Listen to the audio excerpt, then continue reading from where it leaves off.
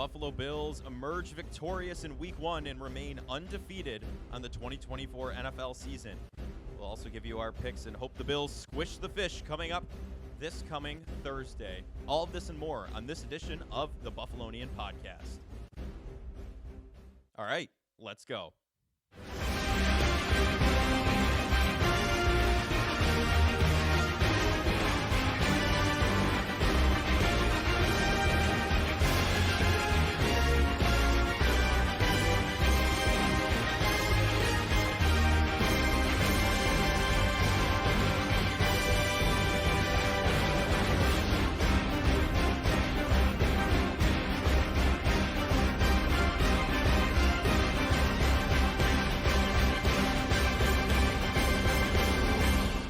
We are back with the Buffalonian podcast. I'm Joe Cali. As always, I'm joined by none other than Dom Loss. First time back in studio for the 2024 regular football season, NFL season. Yet to do an NHL segment in here this season, but you know we'll get to that as the time comes. Still won't. Still not this time. But the Bills are 1-0. They're undefeated on the season. They started out pretty rough and then woke up against the Arizona Cardinals. Allen put the cape on, if you know what I mean, and we're in a good spot right now heading into Miami this coming Thursday. So you got a little bit of a double feature here. We're going to go run through the previous matchup and preview the Bills-Dolphins matchup. Dom, before we get into the highlights, the return of the Dom 5, what are your let's scrape the surface here. What are the thoughts? Happy to have football season back. Happy to start off with a win. Definitely not the most ideal game from the perspective of injuries. Yeah. Another injury to Taron Johnson, who's a key player. Obviously, Josh a little banged up as well. Mm-hmm.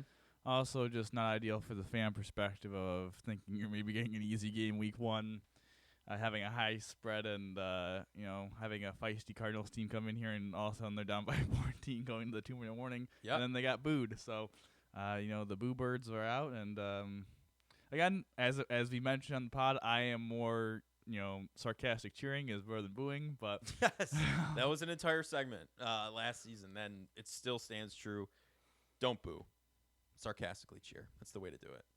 But without further ado, I think it's time. It's that time. Some highlights to go through. Or most valuable plays, we're going to call them this season. Let's hit it.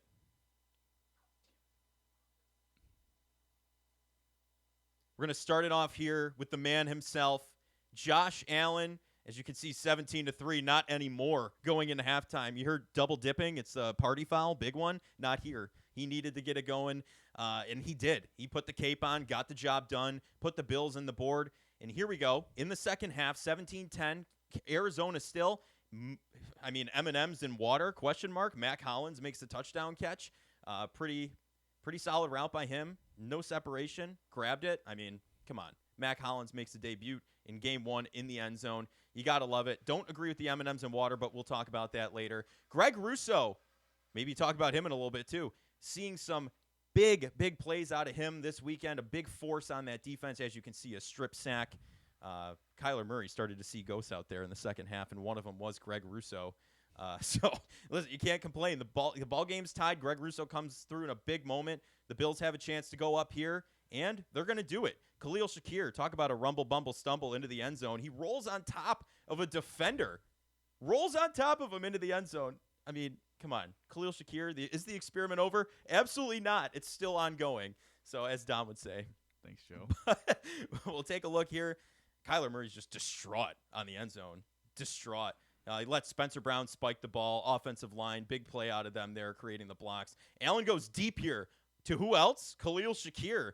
Not Khalil Shakir. Keon Coleman, excuse me. Could Xavier Worthy do that? Are we going to get into that today? Can Xavier Worthy do that? Keon Coleman makes a big play down the field to get the Bills in scoring position to really solidify the lead here.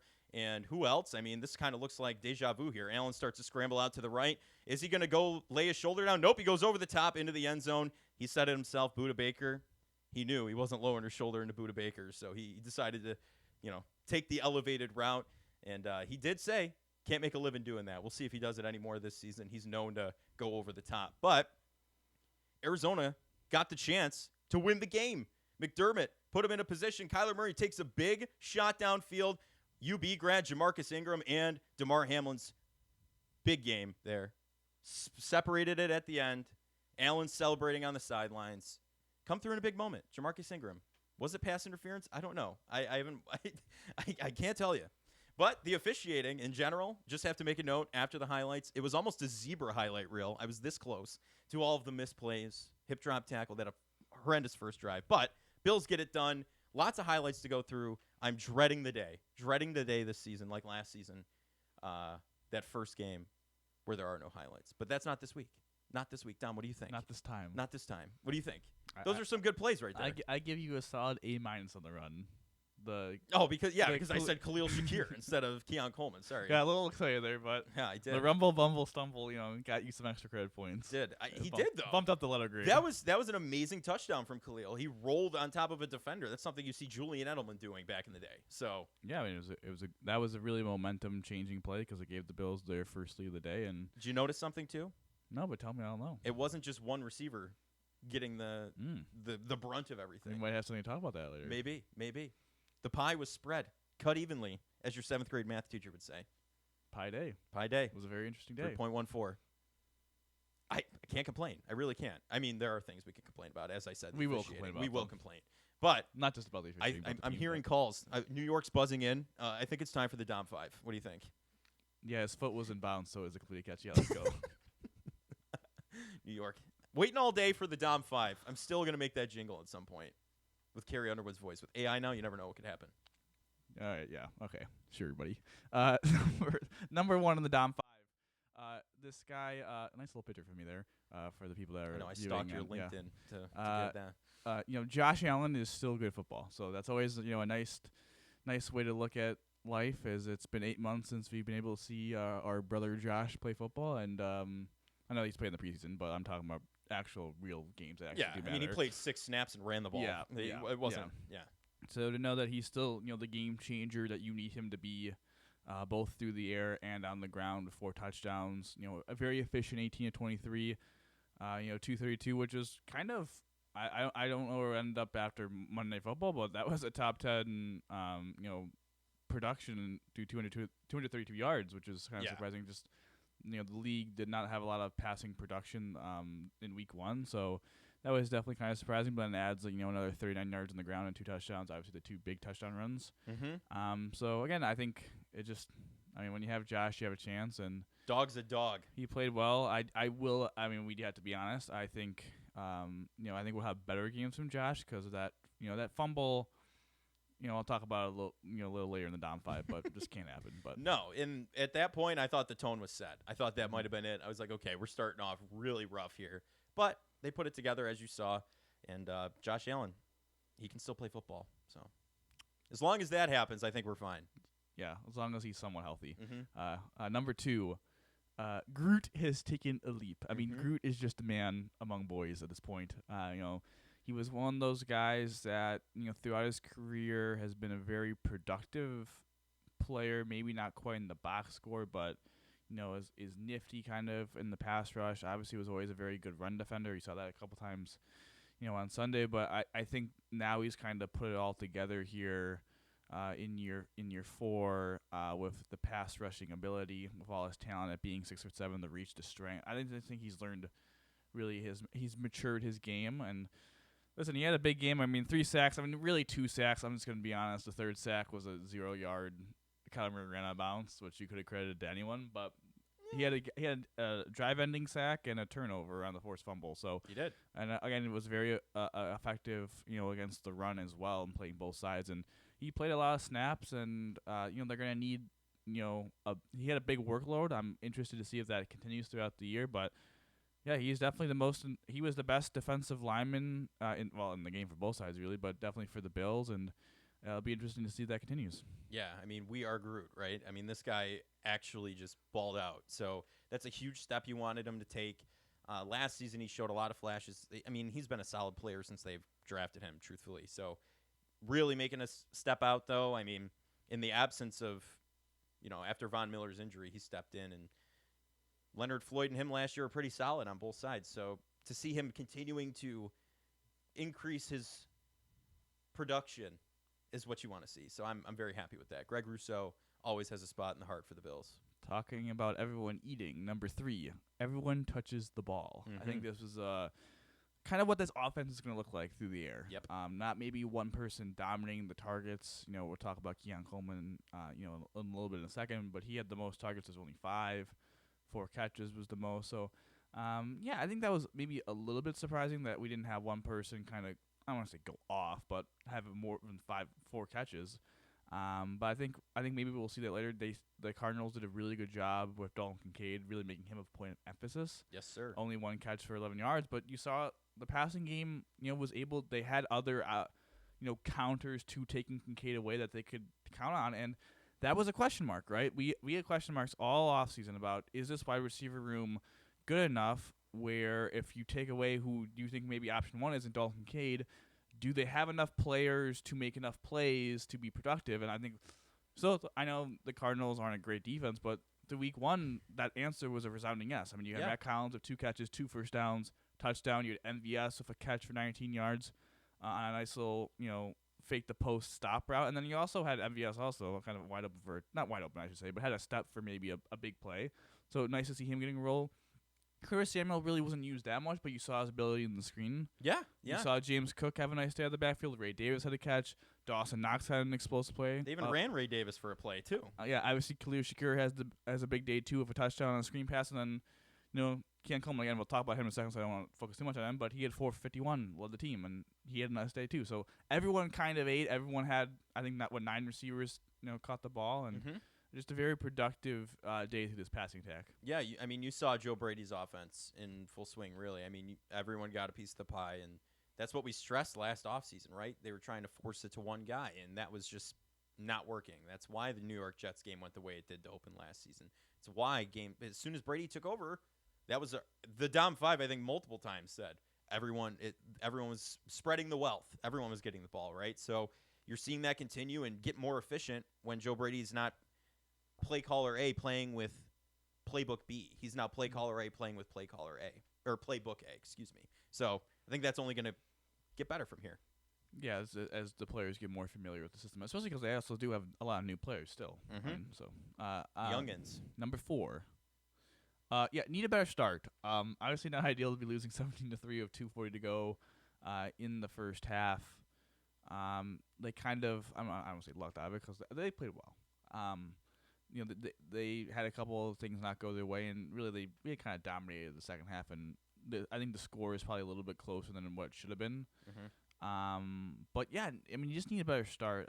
It's frustrating for the defense, obviously, with that penalty, that unnecessary roughness call against Jamarcus Ingram, which was a bad call. But again, they didn't get the stop in the red zone twice. Gave up 2 touchdowns, gave up another long field goal drive. So 3 drives, 17 points, and all of a sudden with 2:40 to go, your offense is touched the ball twice, and one drive was like a 3-play, a very short drive, and then Josh has the fumble, which again just can't happen, right? You can't in the red zone be turning the ball over, and again, it was kind of one of those situations where he had Curtis Samuel open the middle field, didn't take it. I don't know why, but he didn't take it, looking for a bigger play, and then eventually just got to get the ball out. Like, very reminiscent of the T.J. Watt strip sack in 2021, the home opener, which we were happy to be literally front row seats for. And then lastly, and then also offensively, your drive, you have a good drive, you have a touchdown, but it wipes off because of a Osiris Torrance face mask. So, again, not a good start defensively, not a good start really. I want to say not a good start offensively because they had 2 productive drives, but only 3 points, and that's because they shot themselves in the foot. Right. Yeah, you're absolutely right. It was a sloppy 2 drives. They put it together, but the finish was sloppy, right? Like, that's kind of where it was. They definitely need to start quicker. That was the entirety of last season's conversation. They would get down in the first half and then always be fighting back. Listen, I love a good comeback story. I really do. Like, watching games where you're down and your team takes it back, that is electric. It's electric. It's absolutely electric.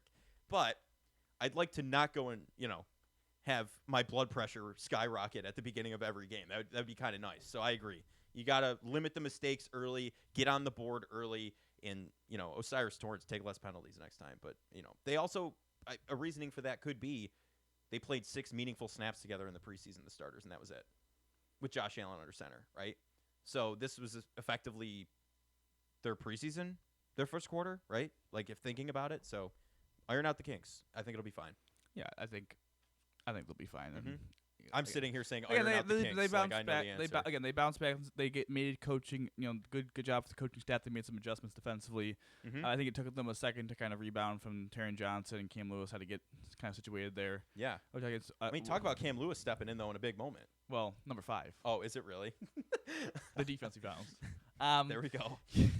Perfect segue, man. Yeah. Again, bad start, good ending. I mean, listen. The defense after that third drive was very productive. They gave up that one field goal drive, and then that was pretty much it. So they gave the drive up a little bit at the end, but that was kind of you're playing for it's 4-down territory. You're kind of playing semi-prevent because you want to get You're not playing Leslie Frazier prevent. You're not trying to be super aggressive and get caught. Right. Still whatever. Yeah. And the touchdown 2-point conversion was, there's a kickoff, so that's really not the defense's fault. Yeah. And 4.5 yards per play. Kyler Murray did not throw for that many yards. I think 162 yards. They shut down Marvin Harrison Jr. only 1 catch for 4 yards. They did a good job on Trey McBride. He had 5 catches for 30 yards, which is kind of a below average day for him. So yeah. They did a good job, and I also think they did a good job on the running backs in the running game. They didn't have the most productive day. Obviously, Kyler Murray getting 5 for 57 kind of inflates their rushing stats a little bit, which is, it's what it is. Kyler's going to break one, right? When Kyler's healthy and his knee is good now, he's going to break one. But I think the defense did a really good job of, in the first couple drives, we were playing a little softer. We didn't think Kyler was going to take it, but we were giving him credit to him. He did. Now let's come after him a little bit. That's not spy, but let's condense the pocket. We don't have to because the spy wasn't working. Let's condense the pocket, make him feel it, put his internal clock in pressure. Yep. And then all of a sudden he wasn't taking what the defense. They took away what the defense was giving him. The outside receivers really weren't separating. Good days from Brentford and Douglas. Absolutely. So I think it was a very good, a lot of very good adjustments made by the Bills defense, and that's credit to obviously Sean McDermott's the coach, but also Bobby Babbitt's first-time play caller. Yeah, I mean, so he bounced back. I don't think he got off to a good start either, but I think he adjusted as well. So. Yeah, he got the hint. What he was laying out there was not working. So, and you're absolutely right. The spy, when they're not faster than the quarterback, that doesn't really work very well. So the Bills, they did what they needed to do. They made the adjustments. Halftime, they came out like a different team. They even did towards the end of the second half, like you mentioned. So, but they really made the change at halftime, and things worked out for them. And you saw the highlights. You saw the Dom 5. The Bills had a successful first week. All things considered, I think it goes up from here. So, yeah, I think it's a good baseline to have. Yeah. But if this is the floor, but I don't know. I don't have a think little it is, is, surprise for you. What's your surprise? An extra, a Dom 6. Today. A Dom 6? A little bit of an extra one. Okay. The Bills would. Yes. You gotta love it. Listen, it's good. It's good to win this league. It's a tough league to win in. The Cardinals, again, were a last place team, kind of irrelevant because they were under the radar because they were so bad in the beginning of the year. But I thought they turned around a little bit in the second half when Kyler was healthy. So I think this is a dangerous team, and it's probably going to be a team that's going to be maybe one of the better teams that finished last in their division. Yeah, Kyler Murray's an enigma, though. I had no idea what he was going to be like. If you asked me, I had no analysis on him. Nothing before the game. Sure. It was because it was just so long since you had seen him play. Yeah. And the Black Ops 6 beta was out, so you didn't know what you were going to get. So that's a good one. Yeah. I know we have some player spotlights today too. I just want to very briefly talk about some things that were swirling on the internet following the win, which is the commitment from the Bills to run the ball on first down. Mm-hmm. And I think it goes to a situation. One is I think anything before 17-3 really needs to be taken off the board. Because I saw that where it's like they had 13 plays, 9 runs, 4 passes, and they're losing 17-3. That just lacks context. Yeah, they were playing next to not efficiently at all. So it was there was the nothing they could do. offense wasn't the problem. They were losing 17-3. The defense couldn't get off the field. Mm-hmm. Offensively, they couldn't finish, which is a complete different from play calling because Josh fumbled in the red zone. Okay, that's one thing. Yep. 2, they ran the ball out on the second drive, but they also had a rushing touchdown on the second drive that ended up getting, overturned because of a face mask penalty. And then all of a sudden, instead of being at the 4, you're at the 19. And it's like, all right, well, I guess you can either screen pass or kind of figure it out. Yeah. You were just trying to get yards for T-Bass at that point. Yeah, That was they're it. trying to maybe get maybe on first 19 you get a run play for 5-6 yards, and all of a sudden you have a little bit of a better shot. But my point, take that out of the way. I would agree that I think in the second half, what Joe Brady does really well is something that Ken Dorsey I thought struggled with, which is Mhm. when you are calling a play, he's not afraid to go back in the well to that play, maybe a little different look, but a similar play because he wants you to stop it. He's going to keep pushing that button. Well, yeah. Like Dallas. They kept running. That's exactly They kept it. hopping the bat, pulling the tackle, and running. Yep. They did that all day long. And Dallas didn't adjust, And and he knew it was working, so he just killed them with That's what I'm saying. Yeah. Arizona got dominated really in the first half on some runs. Mm-hmm. The Bills still had some success running the ball in the second half, but I think Arizona really started to, again, as you allude to on first down, really start to attack the runs. And that's where I would say, okay, 1-2 runs that don't do well, okay, then change it up. that would have been that my one criticism for Joe Brady was like, hey, I would have liked a counter where it's like, hey, let's hit a play action, let's get these linebackers going downhill, and let's throw behind them, or something like that. I think that would be my criticism of them running, quote unquote, running too much. It's not like they weren't effective. It just once the defense was kind of figuring it out in the game flow, it would have been nice to kind of have a counter punch because I think it would have been effective. Yeah. No, you're absolutely right. And, I mean, can't really add much to that. You nailed it on the head. Thank you, sir. But you're right. I mean, you got to adjust. When it's redundant, you're missing out on a down that you could be doing to maybe be more efficient. So They definitely had a lot of second and longs and first and because of that. So I guess it's just, and also I will say the 4-minute drill. I would like to see Ray Davis get those reps. I think Ray Davis would actually get more reps than he was getting. I just think James Cook is a perfect three quarterback. mm-hmm. Like Ray Davis is a bigger receiving boy. back. He's perfect with it. He's a finesse speed guy. Not gonna James Cook's limitations. He's not gonna run over anyone. No. Or whatever. But in the 4-minute drill, when you're kind of running the ball and the defense kind of knows you're running the ball, trying to chew clock, I would like to get my more contact balance, Mm-hmm. bigger back who's going to fight for an extra yard or two. Yeah. Because I think that would have made them more effective. Also, I want to talk about the decision to kick field goal. I'll lead it to you for there. I don't have a problem Okay. with them on 3rd and 2 doing the QB run of Josh Allen. Heck, I actually prefer it because I do think Josh Allen may be the best power back on the team. If you're not going to give Ray Davis Size-wise, yeah, you're 100% my right. one issue, again, this is I guess my second issue, kind of Brady or the play calling. It did feel a little bit like they were having a hard time getting the plays in Mm-hmm. on time because there was a couple times they had to call timeout on that last drive, I believe, and that last play on 3rd down, they didn't look like they really got set really well, and obviously they get tackled for a loss, and then they take it out, really being in 4th down consideration. So that would be my other criticism, and that my one issue with that is that you are at home, so it's not like you're on the road where it's like, okay, I can't hear like I'm an Arrowhead. The quiet offensive work sign was on the billboard. Yeah, It was not. So that's my one. That's another concern I have is that I think the communication needs to be split up between Brady and Allen, but Mm-hmm. I don't have a problem with them being so run heavy that last drive. I just would have liked Ray Davis getting those touches, and I don't mind the 3rd down run of Allen. I just would have liked them to call timeout and reset so everyone's aligned and not have to feel like they're rushing. Yes. But I'll let you lead in the field goal. What's your Okay. thoughts on them kicking field goal to go up 6? So you heard me in the highlights, or you saw on video, if you were watching on video, the highlights are moving quick. I didn't really hone in on the McDermott thing. I just shadow dropped it. Here, we're coming back to it now, okay? We're very good at that. Yeah, we're good at shadow dropping.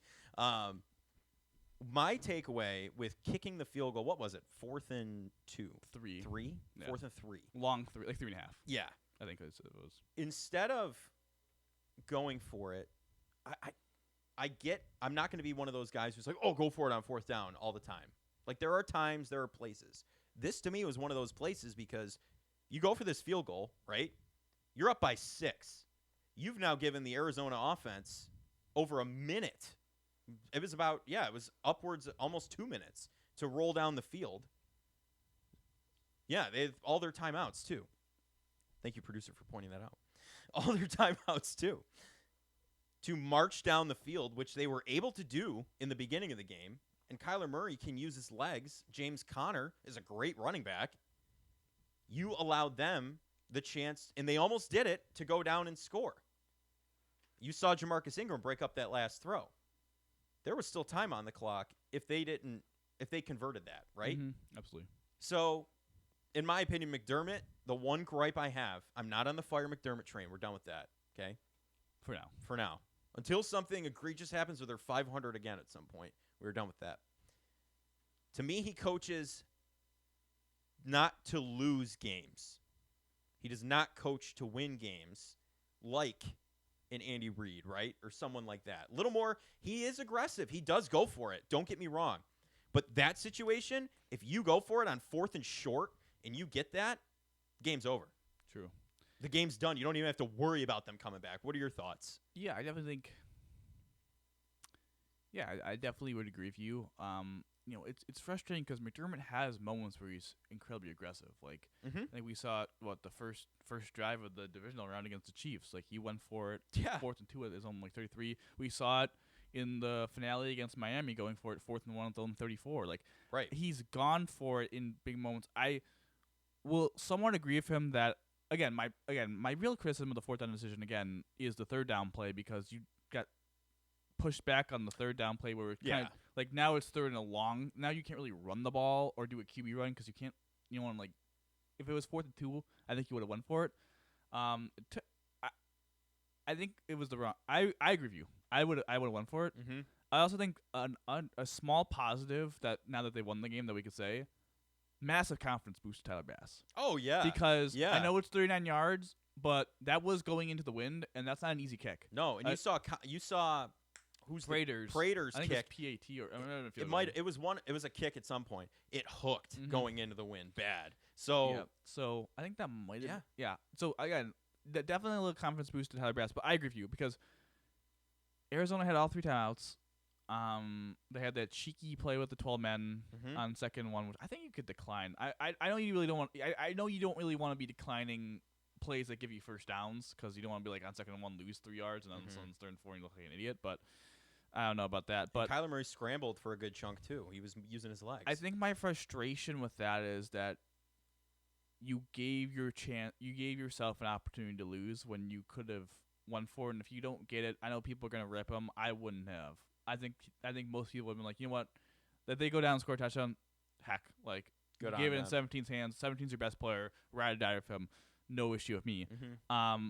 I do have an issue with that because not only did you do, you're up by 6, okay, but you still have a touchdown, you lose, and now you gave them 4 downs. It's not like maybe we kick a field goal if it's 4th and 3 with at 20 and down 3. No, they're going to go for that because they need 6. Mm-hmm. So I think that's a frustration that I had, is that they really did, put the Cardinals in a 4th and out situation. Mm-hmm.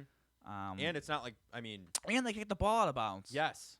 Which is just, to briefly segue to special teams. Like, didn't think it was a terrible day for special teams until they give up a kickoff return touchdown, which is just pathetic. Just can't. Just can't. When you're up 11, you just gotta hit the ball in the end zone and get them to the 30. Make them drive the field. Make them waste time. Yeah. Terrible. Take the touchback. You can't Momentum do that. gone. Gone. Because at that point, it was a 28-3 run. Because it was 17-3 and then then 31-20. They were holding them to nothing essentially. Yeah. So they that was it up. pathetic. Mm-hmm. And then you kick the ball out of bounds, so you get them at the 40, so they only go 60 yards instead of, I know what they were trying to do. They were trying to be cheeky and they were make them return in. Get Martin was holding the ball. Legal 12-man play. Yeah, funny. Because the broadcast guys were going crazy about that for some reason. So that was frustrating. That's another thing that was frustrating about that, is because then they had to go 60 yards and 1 first down. It's like, okay, now they're at Buffalo. They're in the plus side. So definitely, I agree with you. I think I disagree with his decision, but it worked out. It's a good result on a bad process. It is, because truthfully, like you said, I'd rather lose the game and they go for it there and show aggressiveness. And you know what? They tried. The Allen push to the left did not work, but hey, it worked out. But I would like to see a little more coaching to win than that in the future. But now going to our player spotlights, we have a stat pass. I will say honorable mentions. Cam Lewis stepped up in the second half. He did. Jamarcus Ingram obviously with the big pass breakup. Do we know the status of Taron Johnson? He's out for this week, and they haven't specified. They haven't specified. Injury, right? Well, it's for him, but you're right. They haven't specified the severity. Specific, yeah. And they have not decided whether they're going to put him on IR, which may be a good sign, maybe not. I don't know. Yeah. Obviously he'd missed 4 games if that was the case. And finally, I do want to say Von Miller, man, he's back in the column for sacks. He got a sack. I thought he looked pretty good. He had a couple big plays in the run, especially in that 3rd down to make it 4th and 7 before the Ingram PBU. So, Von Miller, another guy, and then I thought the offensive line had a good day for the most part, other than Osiris Torrance, who I said I was worried about, and he sucked. So Yeah. 3 penalties and took a touch off the board. So I'm going to take a slight victory lap on that one. I know you got me with the Clear Shakir experiment, but I'm going to take a slight victory lap. But going to our spotlights, the first one, we'll just no introduction. Yeah, we'll just whoever the producer one hits, I'll talk about because. Yeah, introduction. Yeah, I wanted to see who he thought was the player of the game. Yeah, and he was right. Groot. What a man! 2 QB hits, had a forced fumble. Obviously, that was a big play in the game. To get some, the momentum completely on Buffalo. 17-17 game at the point. 3 sacks. I know one of them was kind of a cheese sack, but hey, it's a sack. Stat's a stat, baby. Sack is a sack. 6 solo tackles. I mean, he was just a beast. Again, pass rush. I don't think really. And again, he brought that elite run defending. I think he had an 87.2 PFF grade, which was the highest on the squad. Josh was somehow only a 75.0, but I think they just killed him because of the fumble, and he didn't really have a high difficulty passing game. But whatever. But yeah, big game for Big Groot. He definitely. I think he was the player of the game. 100%. So I mean, it's between him and Allen Allen's a cheesy answer because he rushed for 2, threw for 2, but yeah, 100% Craig Rousseau. He made a couple meaningful plays that steered the game in the other direction for the Bills, so that's good. Yeah. Greg Rousseau, player of the game. I was very proud of the squad. Were you? Proud dad moment up there? Proud dad, because I'm a big Groot guy. While you're stat keeping? I was a big Groot guy. Josh should be next, I think. Is he? Offensive player of the game. Yeah. For the boys. Again, the fumble, a little frustrating. Obviously, he missed MVS, one of his 5 incompletions. Very efficient day through the air. Did miss MVS for that touchdown. But hey, man, again, good to see MVS is okay after that preseason injury too. Yeah, true. That neck injury, I was worried about him. That was bad. That's very scary. But yeah, good for Josh. Typical Josh game, MVP kind of game, and finally, third one, the leading receiver on the squad. The man, the myth, legend. Khalil Shakir, as I said. Yeah. No. Wrong K. Sorry, I thought I saw one. Yeah, never mind. 451.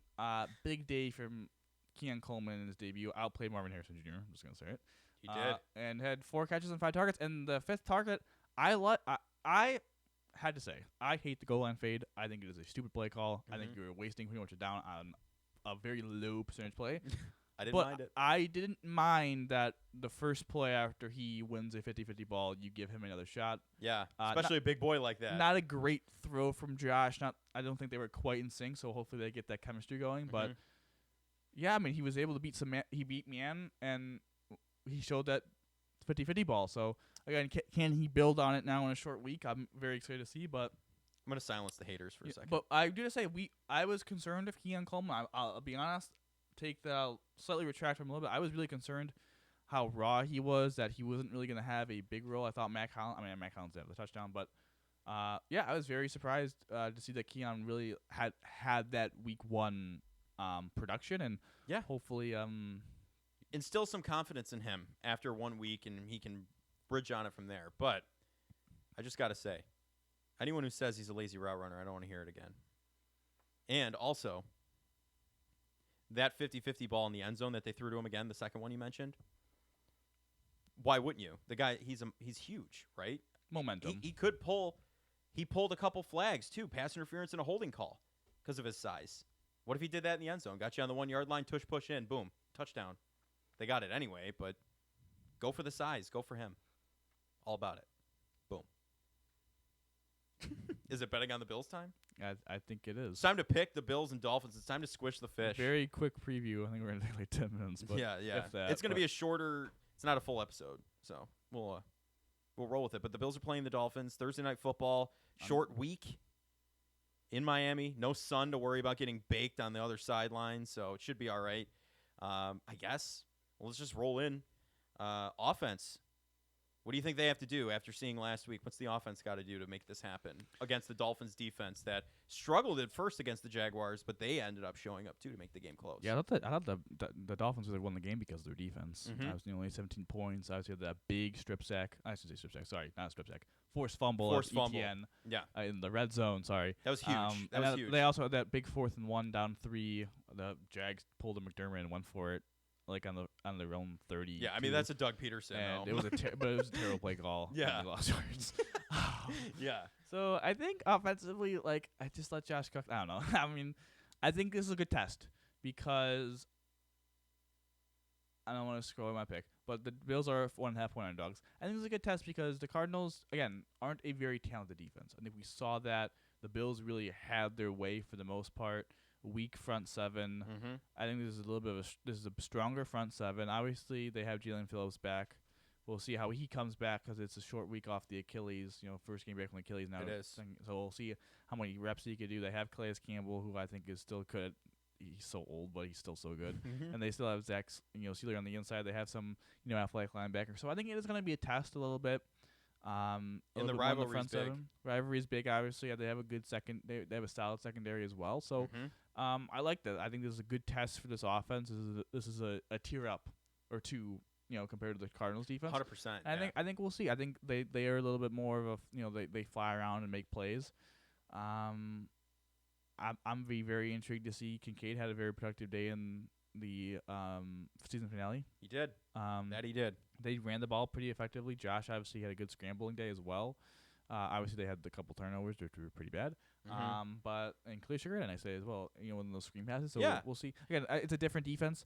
But I am very excited to kind of see this offensive line, kind of remade go on the road because, Connor McGovern's now the center. I thought they communicated well for the most part in week 1, but you're at home and now. Yep. Let's see. David Edwards, I thought played really well at left guard. So if he could do that, you have consistent tackle play. I mean, they signed Spencer Brown to that big contract, and he played really well, and so did Deion Dawkins. Apparently, to ESPN, they didn't lose a pass rush. Mm-hmm. They didn't give a pass rush win. So if you can continue to get good tackle play, hopefully Saibo kind of bounces back. Yes. And McGovern, if he's solid, again communicating, I think the offense could have a nice day here. Yeah, I'm with you. I'm excited to see the offensive line go on the road. I'm excited to hopefully see Knox and Kincaid get a little more involved in the short game, big tight ends making big plays, right? We saw a play from each of them. That was it, though. Yeah, one play each. One play each. We didn't see a lot from them. So Knox coming off the wrist injury. He is a red zone threat in the end zone, right? Kincaid, slot receiver, essentially, a big slot receiver. Utilize him. I'm very excited to hopefully see some of that. Keep using Keon Coleman. Let Josh cook. Let James cook. As the broadcast mentioned, the cheesy joke last time in the Cardinals game. But whatever. I'm excited to squish the fish for the first time this season. So defensively, any key notes you want to make here? Yeah, I think I'm really nervous for the defense, to be honest. Because listen, I trust again. This team had two pillars that you're like you trust, and it was Matt Milano and Taron Johnson, and now both of them are not playing. So definitely a little nerve-wracking. I think the Dolphins love to attack the middle of the field, and I just don't trust the Bills right now and defenders in the middle of the field. I'm sorry, I just don't. I thought Dorian Williams played a pretty solid game week 1. I thought Terrell Bernard had, it's kind of the typical Terrell Bernard story of like I think he's a good player, but he misses a lot of tackles. He does, especially in open space sometimes, and they get big gains out of them. You can't do that against this Miami offense. Excuse me. Is that the one thing you missed from your boy Tremaine? Tackle god, not very splash play. Not splash play, but yeah, I do kind of miss that a little bit. Mm-hmm. I wish Bernard was a little bit better tackler. I'm not gonna lie. And then Cam Lewis, probably gonna be the nickel. Let's see with that. Again, I trust the outside corners. I trust the D line. The Miami has a good offensive line. I have some trust in the defensive line. I think we'll see a little bit more plays from Matt Oliver and Daquan Jones. Not really their type of game. The Cardinals like to attack the edges, and I thought the edges played really well. We'll see if Epinesa. I want to see him do a little bit more. I'd like to see him get to Tua. He got a little bit. He got the second most snaps of the edge, and I thought he got outplayed by Von Miller. I know Von Miller is going to stay around that snap total because he's older, but I'd like to see AD Epinesa make a little bit more of a play, make plays. Yeah. At Oliver again, I want to see him now kind of maybe more of his type of game, make some plays. And lastly, the safeties. I just don't want to see Tyreek Hill score an 80-yard touchdown. No. And with the safeties, like asking what I'd rather take a my pass thing with the safeties is this. I thought Rapp played pretty well. Like he had, I know the Wilson drop, but I thought he was right there to hit him. Yep. So I don't know if he's going to catch that. I thought I obviously did injure Taron Johnson, which kind of sucks, but he's a good tackler, and I do trust him. DeMar is just solid. I don't think you're getting high level of safety play from the two of them. He's serviceable. So my thing is this: going into the short week, I think they're going to trust the guys that they can communicate with. But I would really like to see in week 3 who the starting safeties are going to be, and who's going to get that dime linebacker spot, because that was Cam Lewis. Cam Lewis is going to be the dime linebacker, the third safety, not Mike Edwards. Cole Bishop obviously was a healthy scratch. So I would be very intrigued to see, does Mike Edwards take that dime linebacker role, or is it still Cam Lewis? Because Cam Lewis they put Jamarcus Ingram at the end of the game as nickel, and when they went dime and had Cam Lewis still as the third safety. Obviously, Cam Lewis is going to play probably the slot this game, and maybe does he still swap duties, or do they just say, hey, you be the nickel corner, we don't want to put too much on your plate, we'll put Mike Edwards maybe as the dime linebacker. I don't know. But I would like to see Mike Edwards on the field. If he sucks, he sucks. I just think if he starts getting game reps and plays well and takes one of those starting safety spots, probably from Hamlin, I think that increases the ceiling of your capable of your defense. No, you're 100% correct. I would just like to see the defense really disrupt the timing of that Dolphins offense. You know that's the centerpiece, right? As soon as they disrupt Tua and his timing, that's where things start to fall off the rails for the Dolphins. Their defensive line, like you said, and cornerbacks, I'm 100% confident in. I'm just more or less going to have to see what, like you said, the starting safety, who they're really going to be. So I'm with you on all that. I think that's going to be very interesting here. We'll keep it brief. MVP. Who's your MVP of that game, offense or defense? Who's your pick? That's a loaded question. It is a loaded question, and I cannot wait to hear your answer. I'll go Kincaid. I think Kincaid bounces back because I think Kincaid, had a couple looks as the first option. The Cardinals did a good job taking him away. There's like a screenshot of like 4 Cardinals on him one play. I also thought there was a couple times maybe he was a little open and Josh didn't, for every reason wasn't trigger happy enough and didn't fire. Yep. So I think he gets going a little bit more in this game. I think he has I think he has a touchdown. I think he has 80 yards. I think he'll be the guy. Okay. He was up there for sure. I'm going to say Khalil Shakir. I think he gets a lot of yardage this game, cutting up the Dolphins defense within the slot. I think he's going to be the MVP of the offense. And just in general, I think he's gonna put up some points. If you have him as a fantasy manager, hold on to him, put him in the flex spot, whatever you got to do. I think he's gonna hit. So, I think anything else you want to touch on before we wrap up? Prediction? Oh yeah, that would be stupid if we didn't do that.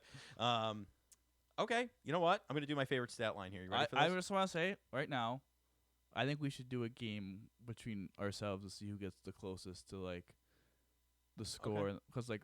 I'm saying that from a guy that was 1-0 because I went 31-27, you went 35-21, so I was closer. Yes, you were closer. Yeah, but we were in the ballpark. We were in the ballpark. Yeah. Okay, let's do it. We'll see on Tuesday.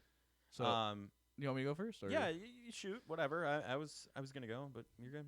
Okay, you know. No, I'm kidding. Go ahead. I don't care. I'm good. You sure? Your pick. Yeah. I'm gonna go 27-23 Miami. I actually think the Dolphins are going to take this one. I think this defense without Milano was going to be a tough task in a short week. I think without Taryn, I can't see them putting together. I just think this Miami offense is kind of a buzzsaw. Now maybe if Miami's running backs are banged up, Achane and Mostert, so maybe that gives them a little bit of luck because Achane just freaking killed them last year. He did. But yeah, I just think the Bills defense is going to take a while for them to get together, especially with the new safeties, and I just think there's too many holes. And offensively, I just don't think they're quite ready just yet to kind of have to be you have to be an extremely elite offense. I just think there's too many miscues kind of still from last week that I think would bite them if they played the Dolphins last week, and I think it's going to bite them this week. So New York's buzzing in. I'm hearing you don't think they'll squish the fish. So I don't think they'll scramble the mammal. Hey, it's okay. It's all right. I was wrong. I was wrong. I think I picked the Dolphins one time last year. Yes, you did. And I was wrong. I remember that. So yep. We have good success when I do that. So you did, and you picked the Chiefs in the regular season, and look at what happened last year. So okay, yeah. Sorry, I keep receipts. Geno Smith. Anyway, you didn't write back? No, I didn't write back. I'm gonna go a very close game. I think the Bills' defensive line is really going to wreak havoc here. I think they are going to disrupt Tua's ability to pass, especially with the running backs, like you said, banged up. I don't think they're going to be as efficient on the ground. So that leaves Tua in his arm. And if you see Groot in your face, I don't think he's going to be popping off like he, if they struggle against Jacksonville, I think the Bills' defensive front is going to make them a little upset there. 24-21 Bills. I think it's going to be within a field goal, but they're going to win. It's going to be close. It's going to be a good game. There's a reason it's Thursday night, week 2. Scramble the mammals. Squish the fish. It is a very good game very early in the season. Just the fact that the rivalry's back, too. Like, I hate Dolphins fans. Like, I don't know about you, but I hate them. And he's back. He's back. It's like Voldemort. He's back. All right. That's going to do it. You got a 2-fer today. Regular episode and betting on the Bills because it is a short week. We'll be back next Tuesday. You'll hear us recapping that Bills-Dolphins game. We'll see what happens. That's going to do it for this episode. I'm Joe Cali. I was joined by Dom Loss. Dom, how do we always end these, buddy? Go Bills, baby. Go Bills.